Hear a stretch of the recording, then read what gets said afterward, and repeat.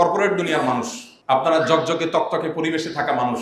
আমি একটা প্রশ্ন আপনাদের কাছে যদি রাখতে চাই, যে প্রশ্ন আমি আমার এক বন্ধুকে সিডনিতে রেখেছিলাম কয়েক মাস আগে। তিনি মস্ত বড় ইঞ্জিনিয়ার, বড় একটা কোম্পানিতে খুব হ্যান্ডসাম একটা স্যালারিতে জব করেন অনেক দিন থেকে। আমি তাকে বললাম, আচ্ছা ভাই বলেন তো, আপনি হ্যান্ডসাম একটা অ্যামাউন্ট পাচ্ছেন মান্থলি, আপনি অনেক পড়ালেখা করেছেন, অনেক কষ্ট করেছেন, এই সব কিছু করে আলটিমেটলি আপনি কি করছেন? তুমি বলেন যে কেমন কথা এটা, যে চাকরি করছি, ভালো একটা চাকরি করছি। তা বললাম, ভালো একটা চাকরি করছেন, এটা জিস্ট আমি যদি বলি, এক লাইনে যদি বলতে বলি, আপনি কি বলবেন, মানে আপনার অ্যাচিভমেন্টটা কি জীবনে?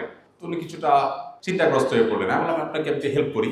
আপনি আসলে একটা কোম্পানিকে সার্ভ করছেন, বিনিময়ে আপনি কি পাচ্ছেন? বিনিময়ে কিছু ডলার পাচ্ছেন, যেটা দিয়ে আপনার ফ্যামিলি নিয়ে আপনি খুব ভালোভাবে জীবনটা পার করতে পারছেন। তাহলে এটা তো আপনার জীবন পার করার একটা মাধ্যম, যে আপনি একটা ভালো বাড়ি কেনার ব্যবস্থা করেছেন, ভালো একটা গাড়ি আছে, মান্থলি কিছু টাকা পয়সা পান, ফ্যামিলি নিয়ে খুব ভালোভাবে চলতে ফিরতে পারছেন। এটা তো আপনার চলাফেরা বা টিকে থাকার একটা চেষ্টা। হ্যাঁ, আমার চাইতে আপনি ভালোভাবে টিকে আছেন, পার্থক্য এটুকু। আমিও খাই, আপনিও খান, আমিও ট্রাভেল করি, আপনিও করেন, আপনি বিজনেস ক্লাসে করেন, আমি হয়তো ইকোনমিকে করি, পার্থক্য এটুকু। তো এখন আপনি যে টিকে আছেন, এই টিকে থাকাটা কি জন্য?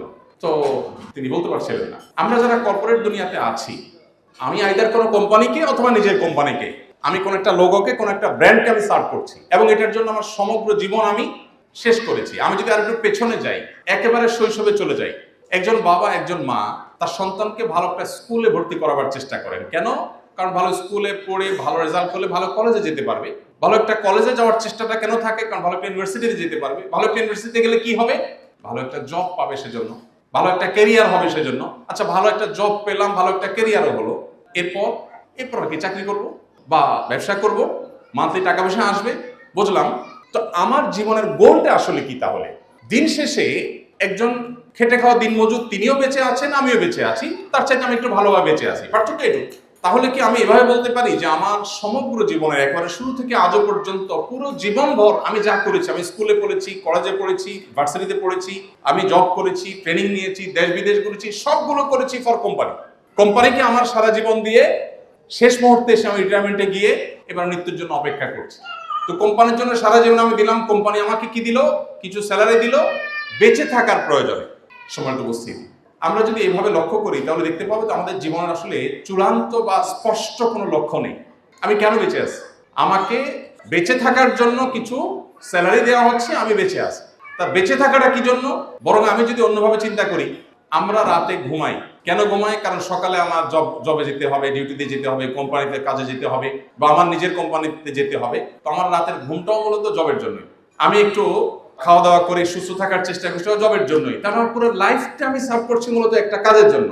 এভাবে একটা সিস্টেমের মধ্যে আমরা সবাই প্রবেশ করে গেছি। এমনকি দুর্ভাগ্যজনক বাস্তবতা হলো, এখন আমরা ফ্যামিলিকে সময় দেওয়ার সুযোগ পাই না, এবং যার কারণে প্রত্যেকটা পরিবারে এখন টাকা পয়সা, ভোগবিলাসের উপায় উপকরণ, আমাদের সামাজিক মর্যাদা ইত্যাদি, এগুলোর কমতি আমাদের না থাকলেও সুখ এবং মানসিক প্রশান্তির বড় বেশি অভাব। এই জায়গাটাতে আমাদের নতুন করে রিয়ালাইজ করার সুযোগ আছে। সিয়াম বা রমজান আমাদেরকে সেই জিনিসটিকে দারুণভাবে উদ্বুদ্ধ করে, সেই জিনিসকে দারুণভাবে শেখায়। আপনি দেখুন, পৃথিবীতে যাদেরকে দেখে আমরা তাদের মতো হওয়ার চেষ্টা করছি, তারা সন্দেহ নেই জ্ঞানে, বিজ্ঞানে, তথ্য প্রযুক্তিতে, আবিষ্কারে, অবকাঠামোতে, অন্য অনেক বিষয়ে তারা আমাদের চেয়ে এগিয়ে আছে, এবং সেই জিনিসগুলোতে আমরা তাদের মতো হওয়ার চেষ্টা করে দোষেন না। কিন্তু কালচারের কথা যদি আপনি বলেন, তো আমি নির্দ্বিধায় বলতে পারি, আপনি যে কালচার ধারণ করেন অ্যাজ এ মুসলিম, আপনার সে কালচারাল দিক থেকে আপনি ওর চাইতে, ও যদি জাগতিক বিষয়গুলোতে আপনার চাইতে 200 বছর এগিয়ে থাকে, তো আপনি কালচারাল দিকগুলোতে, পারিবারিক সুখে, দাম্পত্য শান্তিতে আপনি তার চাইতে 400 বছর এগিয়ে আছেন। আমরা আমাদের সমাজের স্বামী স্ত্রীর মধ্যে যে ভালোবাসাটা দেখি, তারা এগুলো তো কল্পনাও করতে পারে না। আপনারা আমার চাইতে ভালো জানেন এগুলো। তাদের ব্যাপারটা বেশিরভাগই হলো অনেকটা রুমমেট বা ম্যাচমেটের মতো, যে ঠিক আছে আমি ইলেকট্রিসিটি বিল দিচ্ছি, তুমি গ্যাস বিল দাও, আমি পানি বিল দিচ্ছি, তুমি বাজার খরচের টাকাটা দাও। এ হলো তাদের অবস্থা।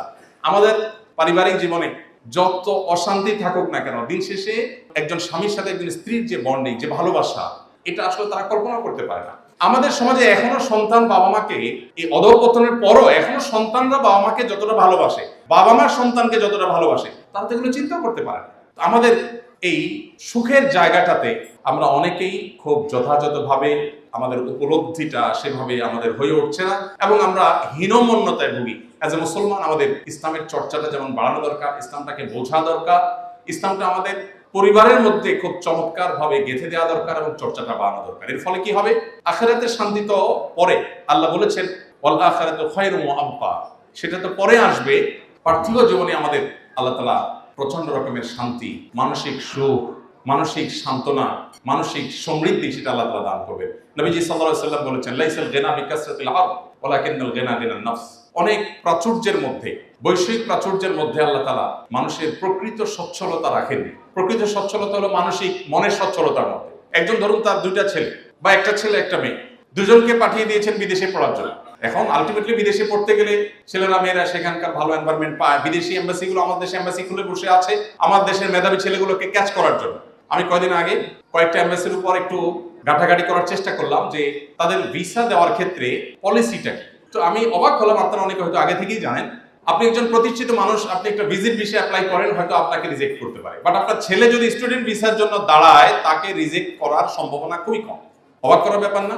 আপনি একজন প্রতিষ্ঠিত ব্যবসায়ী, হয়তো আপনাকে রিজেক্ট করতে পারে, কিন্তু আপনার ছেলে যদি মোটামুটি তাদের পারপাস সার্ভ করে তাহলে তাকে তারা ভিসা দিয়ে দিবে। কোন কোন দেশ আছে 95% বেশি তারা স্টুডেন্ট ভিসা তারা আপনার অ্যাপ্রুভ করে। কাহিনী কি?